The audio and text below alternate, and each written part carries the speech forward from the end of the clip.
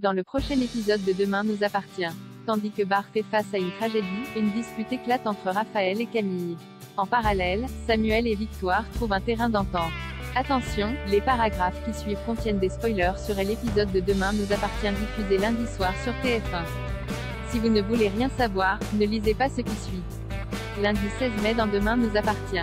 Louise meurt à l'hôpital. Bien que Louise ait été prise en charge rapidement et transportée sans attendre à l'hôpital, il y a eu des complications pendant sa réanimation et la jeune femme est entre la vie et la mort.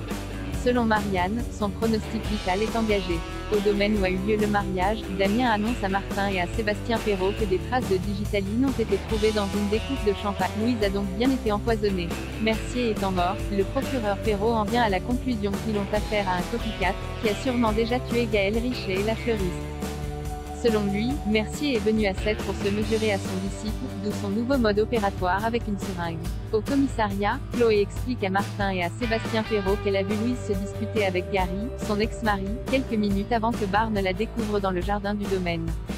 Ils se disputaient au sujet du mariage. Louise ne comprenait pas comment Gary pouvait lui faire une déclaration d'amour quelques heures après qu'elle ait dit oui à Bar. Leur altercation était assez violente selon Chloé. De leur côté, Aurélien et Mathilde ne comprennent pas comment leur mère a pu être empoisonnée. Mathilde émet l'hypothèse que Mercier ait pu avoir un complice. Karine les interrompt afin de leur poser quelques questions. Les deux ados assurent qu'ils n'ont rien remarqué d'anormal pendant le mariage. Karine les questionne ensuite au sujet de Aurélien explique qu'il prit un avion la veille depuis Athènes pour rejoindre son père qui était déjà en France, à Marseille, depuis plusieurs jours pour acheter un nouveau bateau. Ils ont ensuite fait le trajet ensemble jusqu'au A7. Gary ne tarde pas à être interrogé par Georges et le procureur Perrault. Il leur explique qu'il avait prévu de venir à Marseille pour acheter un bateau et qu'il a profité du mariage de Louise pour avancer la date du rendez-vous d'une semaine. Il reconnaît ensuite s'être disputé avec Louise le soir du mariage, et explique qu'il n'a pas supporté de voir son ex-femme dans sa robe de mariée, heureuse avec un autre homme.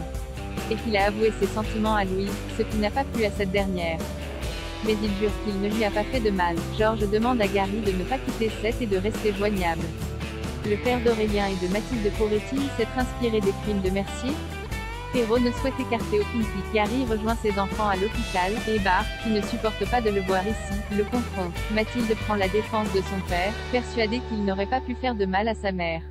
Mais Bar ne veut rien entendre et accuse Gary d'avoir voulu tuer Louise parce qu'il ne supportait pas de la voir heureuse. Alors qu'ils s'apprêtent à se battre, Marianne les interrompt et demande Bar de la suivre sans attendre. Dans la chambre d'hôpital de Louise, William explique à Bar que l'état de son épouse s'est dégradé rapidement. Le traitement à base d'anticorps neutralisants n'a pas eu les effets escomptés. Marianne annonce alors à son petit-fils que c'est fini. Ça ne sert plus à rien de s'acharner, le cœur de Louise est trop faible. Désormais seul avec Louise, Bar est il prend la main de sa femme et la supplie de ne pas le laisser.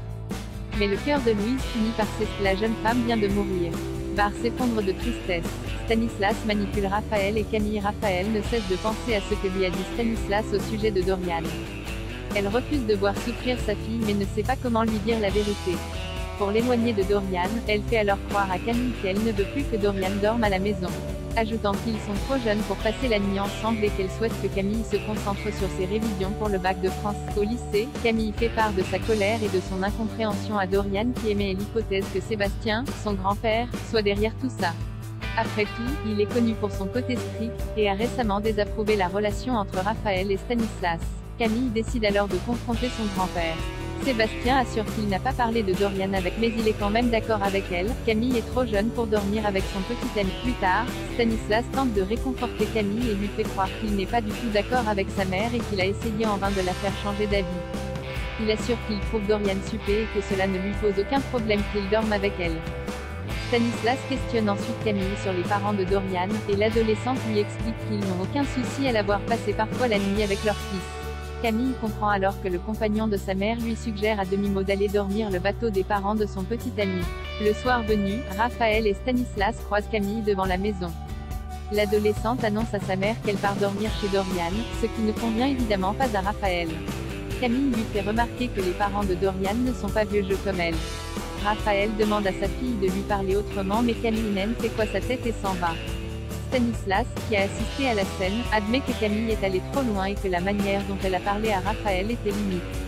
Mais il déconseille à sa compagne d'aller chercher sa fille chez les Curtis, lui suggérant plutôt de réfléchir et de poser des limites à Camille à l'avenir.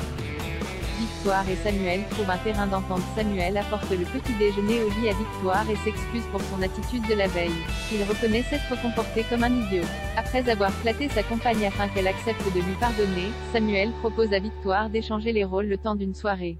Il deviendrait ainsi à son tour son esclave. Une idée qui plaît à la jeune médecin qui n'a pas envie d'attendre et demande à Samuel de se déshabiller. L'occasion pour les deux tourtereaux de se réconcilier sous la couette. Plus tard, au Spoon, les chamailleries reprennent cependant de plus belle entre eux. Au moment de choisir leur plat, ils sont incapables de se mettre d'accord puisqu'ils souhaitent tous deux faire plaisir à l'autre. Et c'est la même chose avec l'addition, ils veulent tous les deux la payer. À force de s'être pris la tête, Victoire et Samuel finissent par manger un sandwich dans la salle de repos de l'hôpital, sous le regard amusé de William. Le soir venu, une fois chez eux, les deux amoureux en viennent à la conclusion qu'ils ne sont pas faits pour être un couple gnangnan et qu'ils ne doivent pas s'écraser pour faire plaisir à l'autre. Enfin, sur la même longueur d'onde, ils seraient